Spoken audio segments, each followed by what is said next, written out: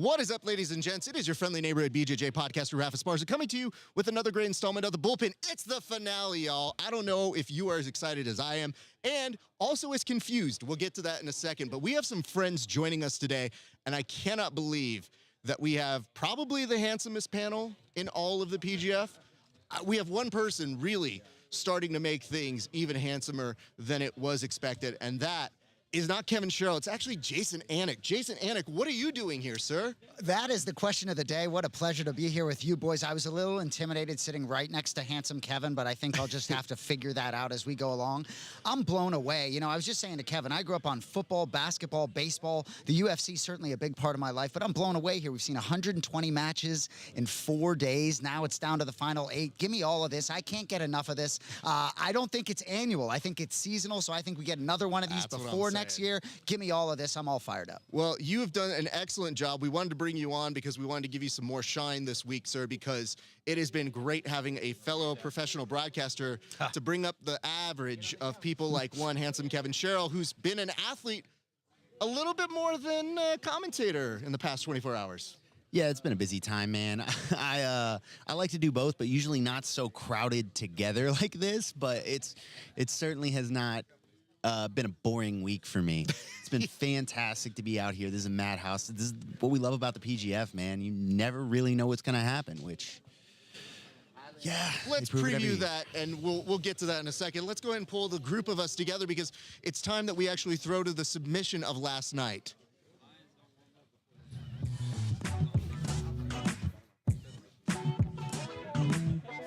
All right, so you might be asking yourself at home, what exactly took the submission of the night? And your answer is one Marcin Marszulovic, who hits this beautiful Ujimata and then immediately goes into this arm-in guillotine, which he says he doesn't really do. Surprise us, he puts the wagging finger to let us know, no, I don't normally hit this. Then immediately get some props from Dean Lister. Big respect, big love to him. He will be in the finale today. Yes, I can't say it for 100%, but yes, 100% is in this finale. So very excited for that. Gentlemen, why don't we go to the board right now and we get to the topics at hand. Very excited to have you guys joining us. The first prompt is this. Wait, what? In the past 2 hours, we have seen changes go up and down. Kevin, what have we seen that has changed? What is the breaking news that you have for us right now? It's pretty hard to break it down and look at how it all happened because it happened very fast, very chaotic this morning. There were shakeups in the bracket with certain individuals getting sick, certain individuals not wanting to take part in the bracket for various reasons. And all of those alerts were coming in at random times where we kept sliding people in 1 through 8, go, okay, wait, what's the first round? Okay, what? And it looks like we finally have our final bracket, from what we can see, fingers crossed. And it'll be Ryan Aiken and Nathan Haddad first round, Paul Ardea and Elijah Carlton, Marcin, I'm going to destroy his name, and Davis Asare, that's the one, and Chris Wojcik and Ernesto Rivera first round, which I like the way it all lined up, man. Those are matchups I really wanted to see. That's a great, it's going to be a fantastic first round. Okay, Jason, I have to come to you. You say you're the new guy here, but we need your love and support. You are the baseline. How are you taking all these last-minute adjustments when it has been very overwhelming throughout the week? You know, I love the buzz around this sport, right? I feel like, you know, you get these alerts on your phone, right? I got Egghead texting me, right, that Thomas and Bain are out. And I responded to him. I was like, what is it? They don't want that Aiken smoke, right? Is that what it is? Everyone avoiding sort of the boogeyman. But no, I do think Travis Thomas is ill. And certainly Kyle Bain, I'm not going to speak ill to him. You can be sure. I just met that guy. I haven't even met the guy, but I just was in his presence this week. I want no ill will toward him. But it's fascinating, right? The guys that come in, Nathan had it. I just saw him shock the world. I know he maybe not shock himself, but in that 8 spot, you never know. This is jiu-jitsu, and I don't know everything about this sport, but I do know stranger things have happened. Davis Asare, who slots in, he actually alluded to the fact that no more 205 for him. Yes, more 205 for him. So I'll be interested to see what he does with this opportunity, but now that we're down to a bracket, little heat, I'm a little sweatier than I was yesterday. You don't look it, sir. I mean, I got to tell you this. Hearing your passion makes me more passionate about what it is that we do. So I'm glad that we're winning you over. I'm so happy to have you joining us. I want to get to our next topic, though. So we alluded to who's involved in the playoffs, but I want to now get into any kind of early predictions you might have. Jason, do you have any early predictions that you'd like to make for how this 8 play out today? Well, it's interesting. You know, I said to BMAC earlier in the week, I can't wait till we can bet on this stuff. I wonder what I think Ryan Aiken may be a prohibitive favorite, but as much as Ryan Aiken was sort of the last guy in the draft and everyone's sort of waiting on him, Marcin Marsulewicz, the Polish Punisher, I tell you what, right? I mean, he is ripe and live, but a lot of these guys, I think, are tactical, right, and put themselves in a position to sort of succeed today. Elijah Carlton, BMAC alluded to it being a spa day, whatever it is. I don't know if that's the case, but I think he is live in that number 5 spot. But I would be surprised if the cream doesn't rise to the top and the champion doesn't come out of those top 2. All right, Kevin, what are your thoughts, sir? I'm super interested. I think Ryan Aiken has to be the favorite. He might have the best EBI overtimes in the world, might be the best specialist at that. And it's not something that he necessarily needs to rely on. The stall calls are still live. And the pace that Ryan can put on now for a 10-minute match, I think we may see some people disqualified. If you pick up 3 of those stall calls, there is no overtime. It's going to be a very interesting time. People that are often critics of the EBI overtimes don't like that you can stall for overtime. You can't. Not today. Good stuff. Appreciate that. All right, now we're going to go on to our next topic, which is a recap. How did we get here? There's a lot of stuff that's happened. Maybe you didn't see anything. We have the unfortunate challenge of trying to tell you as much as we can in 1 minute. So, Kevin, you got some time on the clock. Godspeed. Try to tell people what they missed this week. You missed a lot. You missed a lot. Guaranteed, because I've been here trying to not miss anything, and I missed a lot. You guys at home, unfortunately, only see what the camera shows you. You are missing about 80% of the action out here. That is not your fault. You have a life. I've dedicated my life to jiu-jitsu, and it comes with the consequences of having to spend a whole week with these guys. It's been fantastic, though. You guys have missed out on, we'll say, cookies from Shamanic Vibrations sitting out here in the back. He's had a little cookie business running this whole time. You've got all of the energy. I got to have conversations with these guys about, like, those of you at home that are wondering, why did this happen? Why is Kyle Bain out? Why is whatever? I've been able to have conversations with these guys and go, where was your head at? Why didn't you send that submission? Why didn't you whatever? If we recap it, Ryan Aiken dominated. Everyone else chased him down the whole week, didn't quite get there, and we found ourselves at the end with a beaten and broken, half the rosters beat up because we had so much action. BMAC told me that there's a guy on Reddit who does the watchability and action statistics for jiu-jitsu, and he said that was day 3 was the most action-packed and watchable event by that man's statistics in the history of jiu-jitsu. We made history this week. You know, somebody from Reddit can never be wrong. Can't be wrong. They don't. Over. Jason, I'm going to give you a little extra time here, but in 1 minute's time, can you give me the best of what you've seen here this week, sir? Well, I will say, right, I do believe the cream rose to the top, and from a standpoint that I thought yesterday, and I know we've had a couple people step out, but the top 8 really, I believe, were there, right? That you take these 20 guys, I believe we had it down to the best 8, right? And so what I'll say is if you talk about a recap and what you're going to miss, right, Kyle Bain and Travis Thomas, you are going to miss those dudes tonight because those dudes, to me, made a lot of noise here, and I think this 205-pound division, right, you see certain guys take the floor, and it's like, or the mat, whatever, it's like, see, listen to me, take the floor. I don't know what I'm talking about. But, you know, you see these guys take the mat, and it just, they look bigger than some of the other guys. And I will say another thing you missed this week, a lot of injuries, like Dorian, Adam Bradley, I'm sure I'm forgetting. There are a lot of these guys that are getting banged up. This is a real deal, this top-level competition. So I guess those are some of the things you missed and will miss tonight, but I just can't wait to get into this top 8. I think it's going to be, day 3 was incredible. I think day 5 is going to trump it all. Beautiful. You know, I'm going to get you out of here in a second, but I did want to ask very quickly, does anybody do an impression of you or your brother? An impression? Yes. Whew. Do you hear them often? So, my friend Ben Davis, I learned about him because my wife showed him an impression he did of my brother. But, you know, I won't curse here, but you mess around and find out, right? No. I'd be happy to hear one, right? I'd be happy to hear one. It's not even. But I'm doing an impression of my brother right now. Am I not?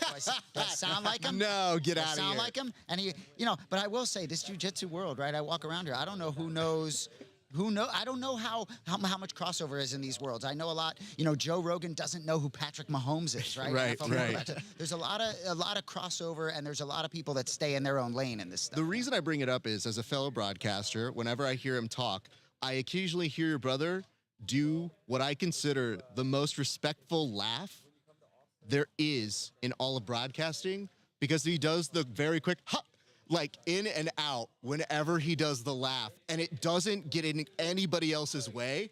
And now I find myself doing that so that I don't overcrowd what they're saying, just to I kind love of throw it and in. if we get to work together more, if you hear me laugh like that, you will know that is genuine, right? That It's is that is true. a It's genuine. your It has actual laugh. evolved into a quick one, but you can be sure that's a real laugh. Well, Jason, you were a great addition here. I appreciate you. I got to get you back to Fantasy Island, though, sir. Thank you so much for your time, and it has been a pleasure seeing you here, sir. So please, get on back there. We love you, buddy. Appreciate you, boys. Enjoy it.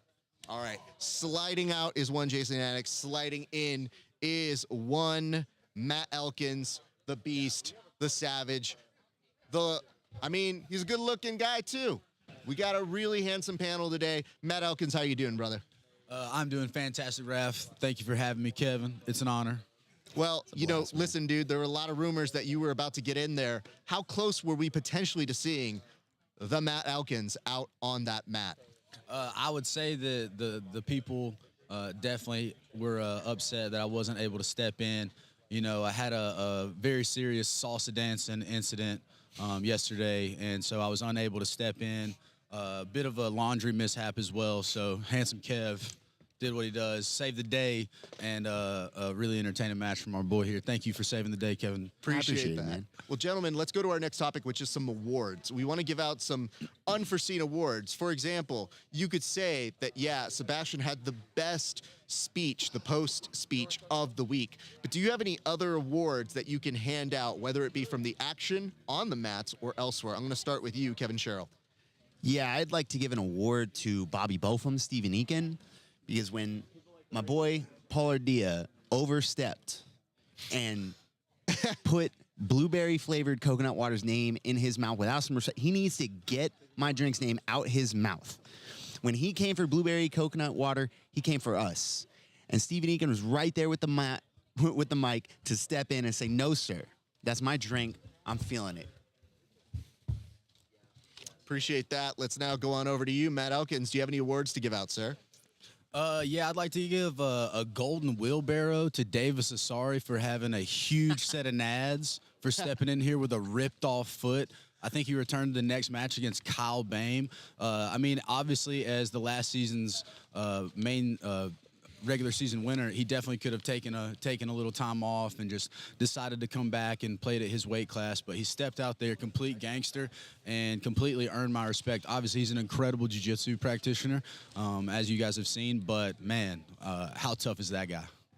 Love that. Thank you so much for that. I also want to give a big acknowledgement. I know we kind of previewed it earlier in the week, but as a fellow broadcaster, fellow host, big shout out to Alex Wendling, because she made all the way from Polaris to here. That flight is brutal, and yet she brought her normal, awesome, super bright, super entertaining self and was killing it with all the athletes. And it was so incredible to have her here. She has been a great addition to the PGF staff, and it's just one of those things where I always like cheering on our own. I know we cheer on the other athletes, but I want to cheer on the other broadcasters when they do great work over at Polaris. So big shout out to Alex Wendling. Great work as always. Let's go to our next topic, which is the Unsung Heroes. So this is a little bit different than the awards. We wanted to give out awards for Mo Savage, the best. The Unsung Hero, maybe the people you don't think about who behind the scenes are making this all run, or the Unsung Heroes of the competition. I'm going to come to you, Matt Elkins, to go ahead and start this off. 1 minute on the clock.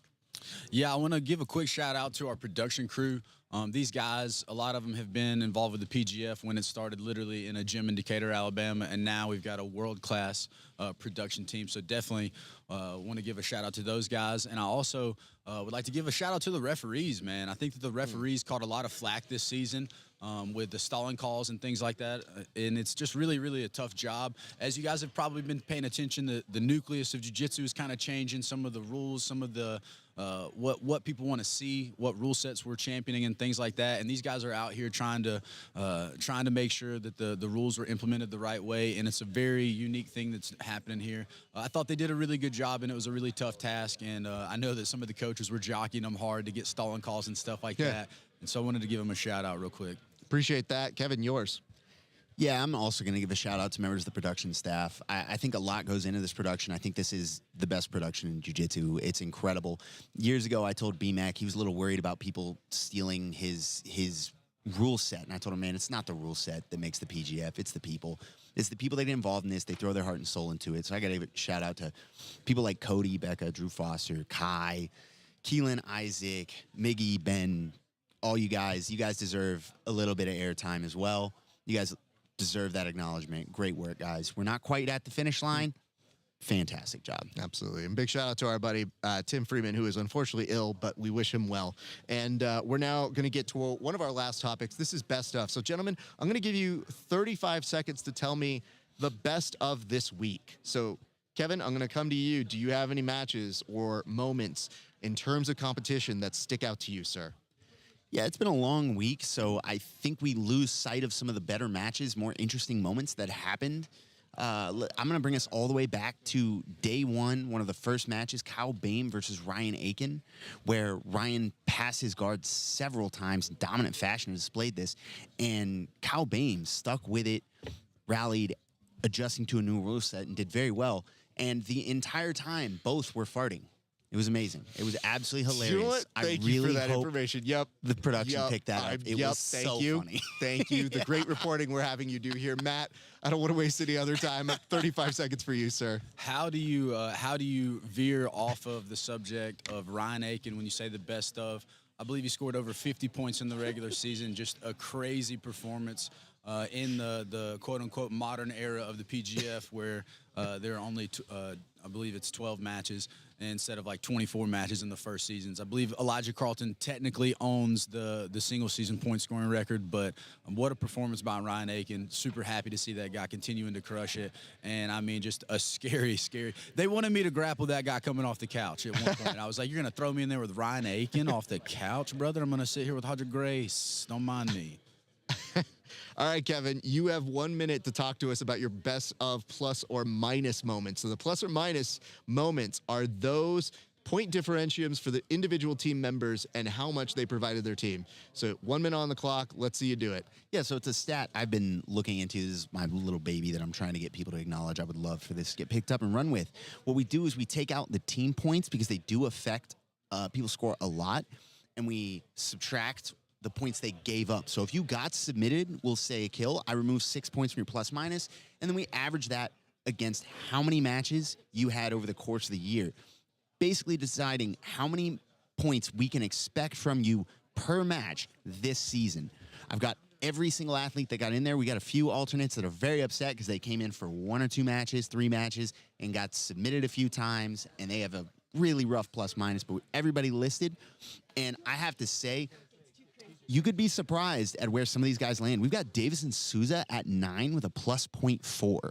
To put that in context, you have Davis Asari ended out with a 0 plus minus. He broke even on the season with all his matches. So you've got guys like Davison Souza coming in off the bench doing very well. Give me your top 3 right now. Ryan Aiken has a plus 3.75. Marcin has plus 2.91. Kyle Bain has plus 2, and Paul Ardea with plus 1.41. That's a good return on investment. We'll look more into that in the post show tonight, but we want to say thank you guys for catching out all the pre-shows. We will be back tonight for the post show. I want to thank these gentlemen, Matt Elkins, handsome Kevin Sherrill, and our good friend Jason Anik for dropping in to fill in for Tim tonight. Guys, don't go anywhere. The action is happening on UFC Fight Pass. After that, come back, see you boys over here. We're going to get you with official post-show action. We'll have the winners. We'll have all the great moments. Don't go anywhere. We love you guys. It's been a great day for grappling. We'll see you back on the mats.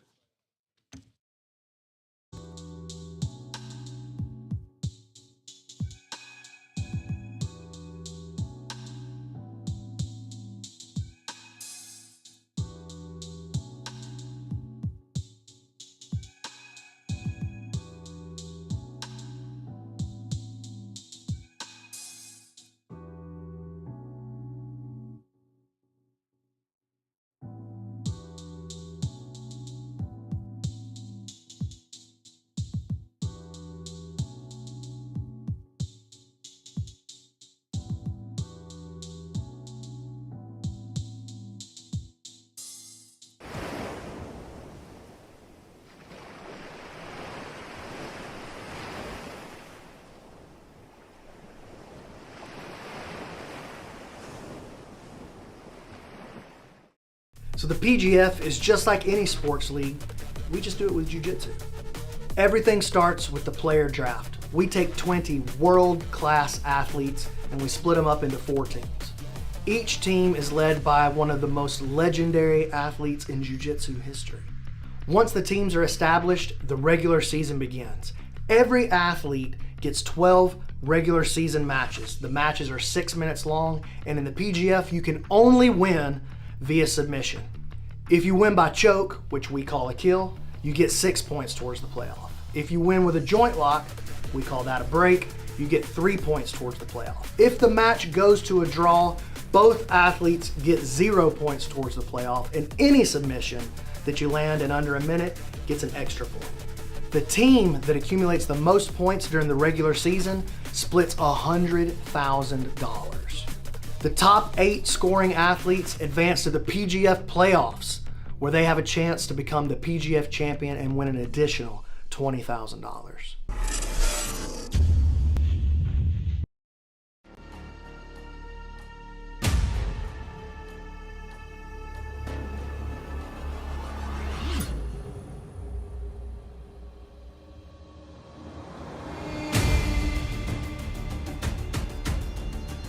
See some more movements in the ultimate region with Chris Cole.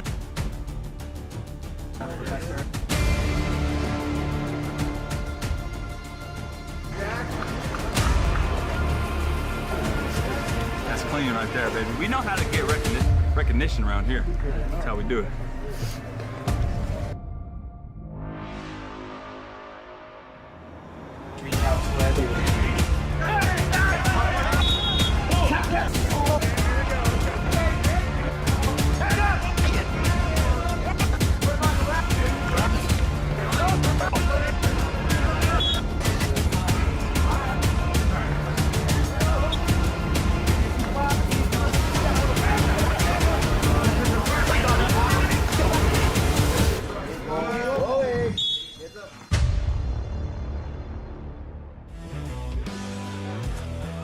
All week long, PGF World has been billed as one of the most unique experiences in all of combat sports. The gauntlet has been laid and the marathon has been run.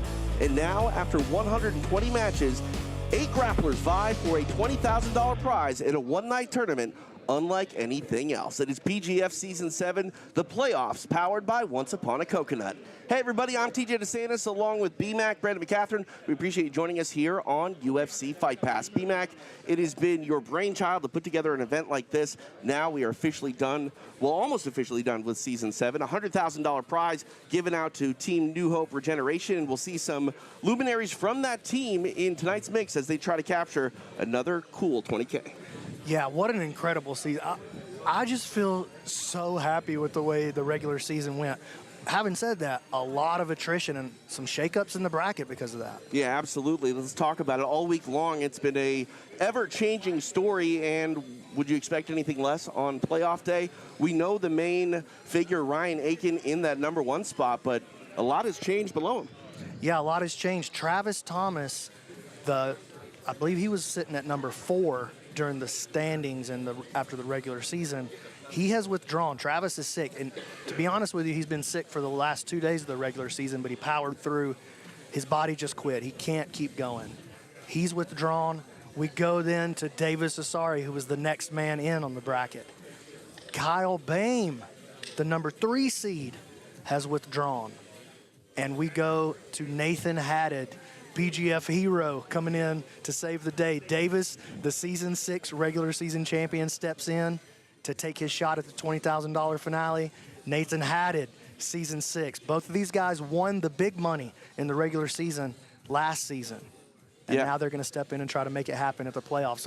Could be a Cinderella story. Expect the unexpected here at PGF World. The one thing you can always count on, though, is the jabroni, the most decorated man in PGF history.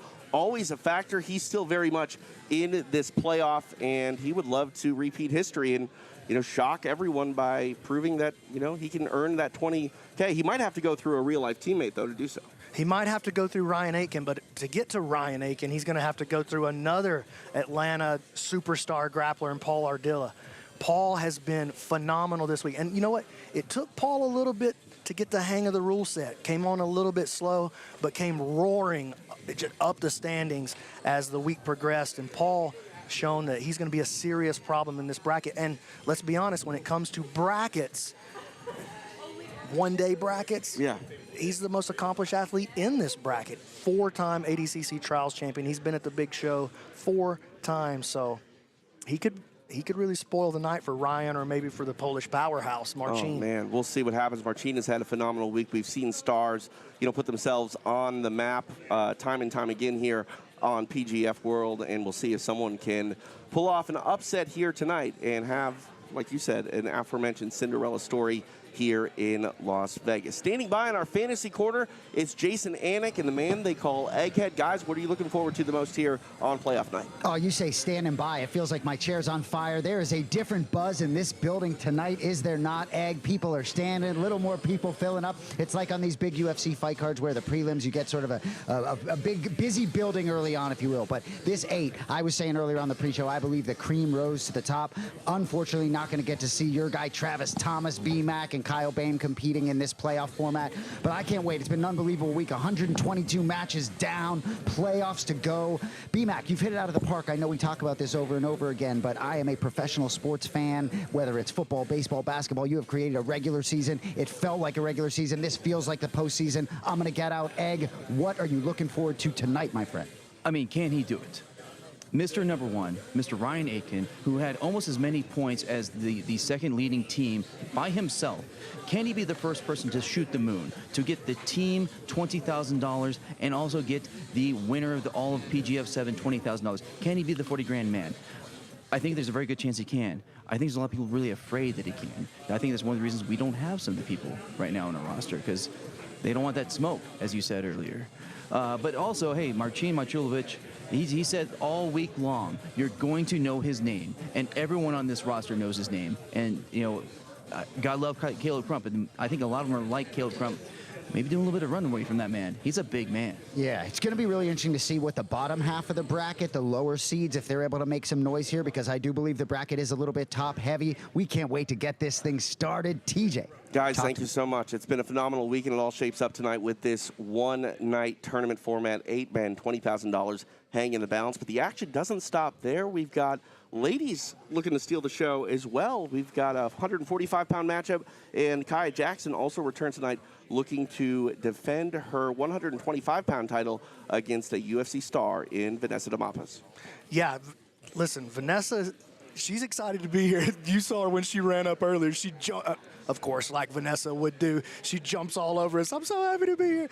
But is she going to be happy to get her hands on Nakaya Jackson? Nakaya, 3-time ladies PGF champion, 125-pound reigning champion. She defends that belt tonight. She's also the 135-pound reigning champion. But she's got her hands full. This is no question about it. Her toughest test to date in the PGF format. We also got Zaira Cousins Villaseñor taking on Reina Willink in a 145-pound ladies matchup. You'll see that one tonight. TJ, we're free on YouTube right now, but we're about to cut it. You gotta go to UFC Fight Pass to watch. Go subscribe, make sure you catch it. UFC Fight Pass, we're about to hit that right now. And if you're a fan of grappling, there's no better time to sign up for Fight Pass than right now. You got the PGF tournament finale here tonight. You got Jiu-Jitsu Overdose in December, as well as the Fight Pass Invitational. There's just a ton of grappling, top shelf grappling on Fight Pass. Yeah, UFC Fight Pass really looking to take over the jiu-jitsu game. And I got to be honest with you, I'm glad to be playing ball with them. Absolutely. All right, let's check in with our Alex Wendling, who's standing by after a pullout from Travis Thomas. The Mantis is with Alex. Yes, I am with Travis Thomas.